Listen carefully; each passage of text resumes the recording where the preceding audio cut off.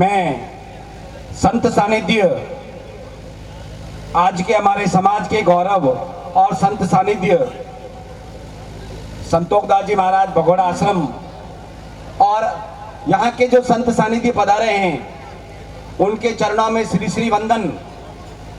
इस कार्यक्रम के जो अतिथियों में श्रीमान जोगाराम जी, मारवाड़ मेघवाल सेवा संस्थान के उपाध्यक्ष अध्यक्ष श्रीमान चौथाराम जी, चिरपटिया उप प्रधान साहब और मंचस्थ अतिथि, और इस पुनीत कार्य को एक सुनहरे, एक भव्य आयोजन के लिए, एक अच्छा अमली जामा पहनाने के लिए भानाराम जी और उनकी पूरी संपूर्ण टीम, जिसमें इनके जो अधिकारी महोदय हैं सभी, उन सभी का एक हार्दिक स्वागत और अभिनंदन मैं इस मंच से करता हूं। संरक्षक श्रीमान वीरम राम जी चंडा, जगमाल राम जी खांडी, सलाहकार मंडल में श्री लक्ष्मण जी बेगड़, श्री भंवरलाल जी पवार, श्री हरिराम जी जयपाल और अध्यक्ष भानाराम जी जयपाल, सचिव कलाराम जी ढूंढली, सह सचिव श्री नरसिंह राम जी चंडा, कोषाध्यक्ष संगठन मंत्री श्री सुजाराम जी पवार दूधिया, महिला प्रतिनिधि डॉक्टर सरिता जी परियार और भी जिनका मैं नाम नहीं ले सका, उन सभी का मैं इस मंच की तरफ से हार्दिक स्वागत और अभिनंदन करता हूं। आपने आज इस मौके पर मुझे इस कार्यक्रम के मुख्य अतिथि के रूप में मुझे जो ये आतिथ्य प्रदान किया है, ये मेरा ही नहीं अपने समाज का गौरव है। मैं एक समाज का बेटा हूं और प्रिय विद्यार्थियों और प्रबुद्धजनों, मेरा इस मंच से एक ही महत्वपूर्ण आग्रह है आप सभी से। अध्ययन, अध्यापन, आस्था, संस्कार और चरित्र,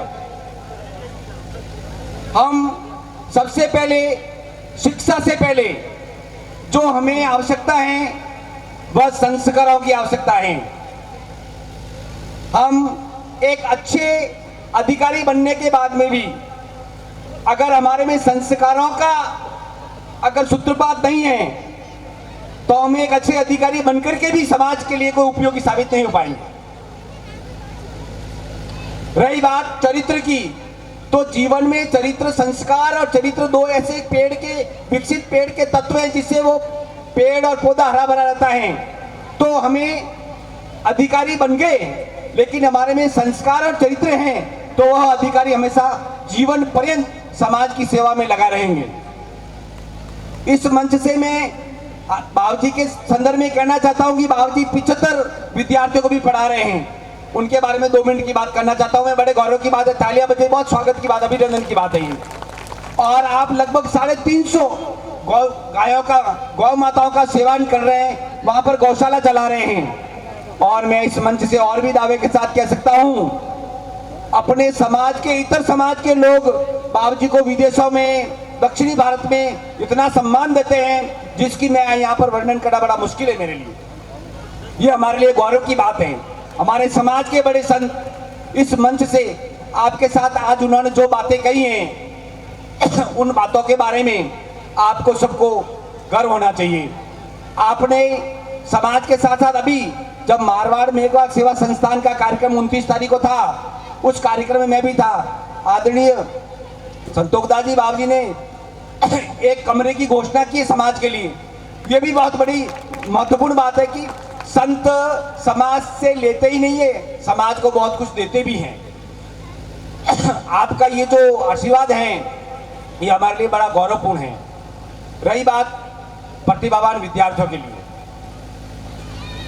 मैं प्रतिभावान विद्यार्थियों के लिए एक ही बात कहना चाहता हूं, अध्ययन के लिए कहीं कोई शॉर्टकट नहीं होता है।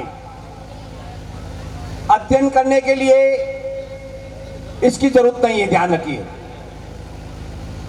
यह हमारे अध्ययन का सबसे बड़ा बाधक तत्व है आज के समय में। बहनों, माताओं, भाइयों और बहनों और बुजुर्गों, ध्यान दीजिए। हमें उच्च स्तरीय पुस्तकों का अध्ययन करना है। अच्छी पुस्तकों का अध्ययन कीजिए। और उस पुस्तकों का अध्ययन में कई तकलीफ आ रही है, आप आईएएस की कोचिंग कीजिए, आरएस की कोचिंग कीजिए और भी कंपटीशन एग्जाम्स की तैयारी कीजिए। और भी ऐसे सेक्टर अभी आबकारी कमिश्नर साहब ने बताया है जिसमें हमारी प्रतिभाओं की कमी है, आप उसकी तरफ ध्यान दीजिए।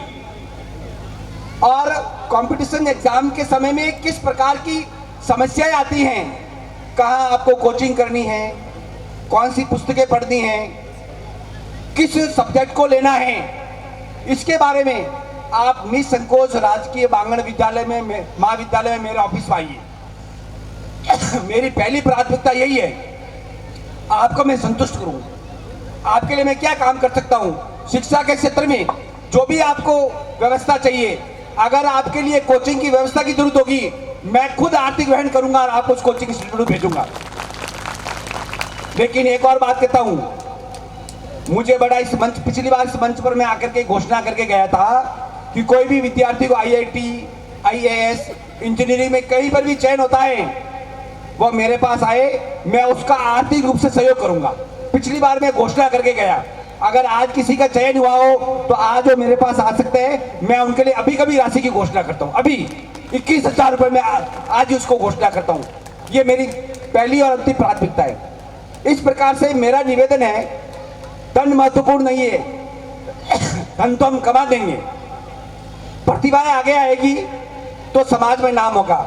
मैं इस मंच से पुनः घोषणा करता हूं, जिस किसी विद्यार्थी को IAS, RS, IIT या वो डॉक्टर में उनका चयन हुआ है, वह मेरे से मिले। अगली बार इसी मंच से उन विद्यार्थियों, चाहे 1 होगा, 2 होंगे, 3 होंगे, उनको धन राशि के साथ सम्मानित करने की जिम्मेदारी मेरी रहेगी। इस मंच से मैं घोषणा करता हूं। दूसरी बात ये, हमें अध्ययन के साथ साथ, अध्ययन तो हमारा आधार है ही, बाबा साहब अम्बेडकर ने जो बातें कही हैं उन बातों को हमने आत्मसात किया है। मेरे नाम का आगे डॉक्टर लगा हुआ है, मैं थोड़ी बात कर लेता हूं आपसे। और ये जो मेरे नाम के आगे डॉक्टर लगा है, तो मैंने डॉक्टर बाबा साहब को पढ़ करके लगाया है, उनके बारे में अध्ययन किया है, मेरी PhD उन पर ही है। उन्होंने जो काम किए तो उनके ऊपर मेरी PhD की हुई है, और उनके PhD के जो अनुभव थे उनको मैंने समाज के सामने रखा है। तो मेरा कहने का मतलब यह है कि एक व्यक्ति ने, जब दूर दूर तक अंधेरा ही अंधेरा था, इस समाज को दिशा देने के लिए हमारे पास कोई बहुत बड़ा विजन नहीं था, हमारे वर्ग को या समाज को एक अलग दृष्टि से देखा जाता था। उस समय में उस महामानव ने क्या कार्य किए हैं, उसकी कल्पना करना भी बहुत ही मुश्किल है। अगर उनके बारे में एक लाइन कहूं, तो अगर आप उनकी प्रतिभा का एक लाइन में आपको मैं कहूं तो यह बात है कि कोलंबिया विश्वविद्यालय, जो विश्व के टॉप 10 विश्वविद्यालय में आता है, उस कोलंबिया विश्वविद्यालय के प्रवेश द्वार पर एक लाइन लिखी है, सिंबल ऑफ द नॉलेज, ज्ञान का प्रतीक। एकमात्र भारतीय व्यक्ति है और वो हमारा वर्ग का व्यक्ति है। हमें गर्व होना चाहिए उस बात के लिए, जिसके लिए लिखा हुआ है ज्ञान का प्रतीक। तो ज्ञान किसी का मोहताज नहीं होता है। और रही बात धर्म, समाज, जाति और वर्ण, तो बाबू जी ने बहुत अच्छी तरह से बता दिया है। किसी जाति विशेष के बारे में, किसी धर्म विशेष के बारे में टिप्पणी करने की बजाय हमें अपने आप को सुधारने की जरूरत है। एक लाइन के पास एक बड़ी लाइन और खींच दीजिए अपने कर्मों से, अपनी मेहनत से, अपनी ईमानदारी से। अधिकारी बनेंगे ना तो सब दुनिया सलाम करेगी। अधिकारी बनिए, व्यवस्था में रहिए, व्यवस्था के सूत्रधार बनिए, ऐसे कर्णधार बनिए कि आपके पीछे लाइन खड़ी हो। इस प्रकार की व्यवस्था कीजिए और समरसता का भाव रखिए। हम भारतीय समाज हैं, तो भारतीय समाज में सभी समाजों का प्रतिनिधित्व है। हम सर्व समाज की बात करते हैं तो हमें समाज में सर्वव्यापकता की बात भी करनी चाहिए। हम किसी भी हम राजकीय सेवा में हैं, हम किसी ऑफिस में काम करते हैं, सभी समाजों के लोग होते हैं। ये हमारी अंगुलियों की तरह वो हमारे तत्व हैं। हमारी सोच बड़ी होनी चाहिए, हमारा विजन बड़ा होना चाहिए, हमारा व्यवहार और चरित्र और संस्कार इतने मजबूत होने चाहिए कि वो हमसे ऑफिस में आकर के मिले और बाहर जाकर के 2 शब्द प्रशंसा के करें कि नहीं, बहुत अच्छा लगा, अधिकारी से मिलकर बहुत अच्छा लगा। तो ये भाव अगर कोई व्यक्ति लेकर के जाता है तो मैं सोचता हूं कि हम कहीं न कहीं उस स्थान पर बैठ करके हम अपने समाज, अपने वर्ग के प्रति कुछ बात कर रहे हैं।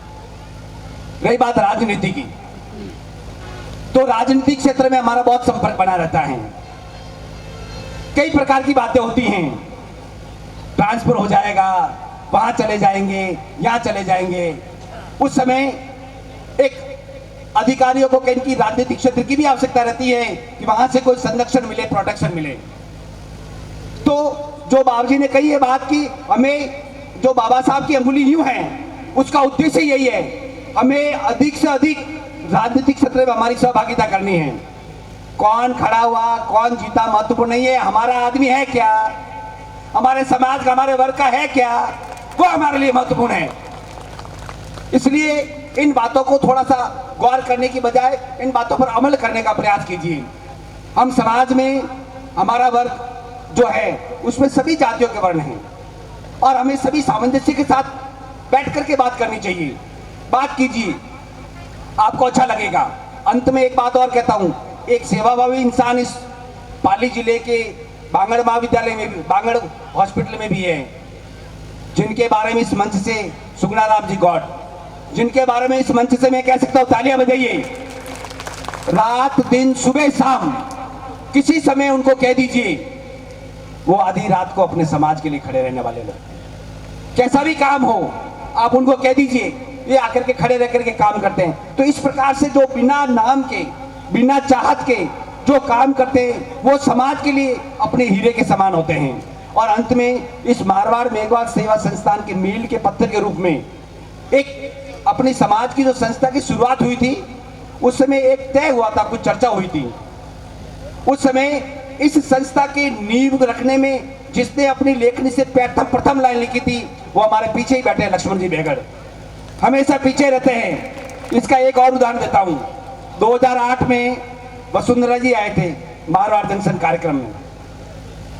जब प्रशासन की तरफ से मेरे को, अपने समाज की तरफ से मेरे को नॉमिनेट किया था कि आप तय करेंगे कि मंच पर समाज की तरफ से कौन बातचीत करेगा, कौन बोलेगा।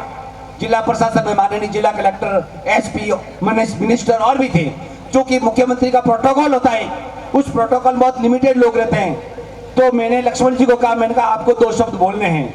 उन्होंने कहा मेरी क्या आवश्यकता है। मैंने कहा मैं देख रहा हूँ 4 महीने से आप भाग दौड़ कर रहे हैं, 1 मिनट के लिए आप अपनी बात विवाह समारोह में क्या हो रहा है उसके बारे में रखिए।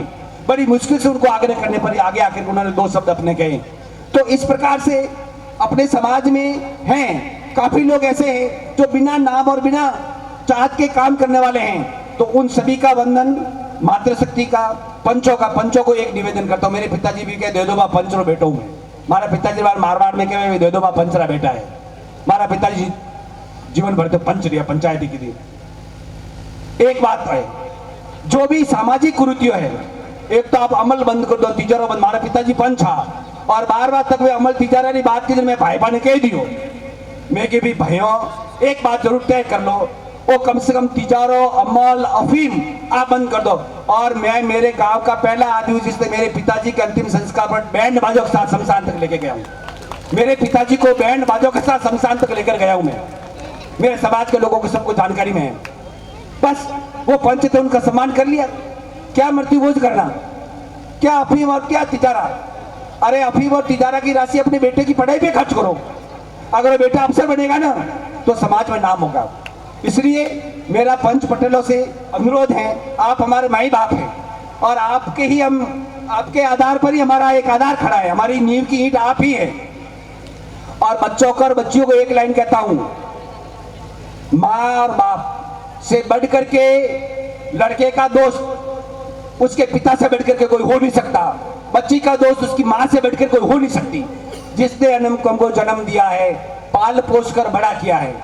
अरे उनसे बढ़कर और कौन हो सकता भाई। इसलिए जीवन में संस्कारों का आलेख करना है, संस्कारों को जीना है, तो माँ और बाप जिसने हमें इस दुनिया में लाया है, उनसे बढ़कर के इस सृष्टि में हमारे लिए कोई और हो ही नहीं सकता। यही कह करके मैं आपका आभार ज्ञापित करता हूं।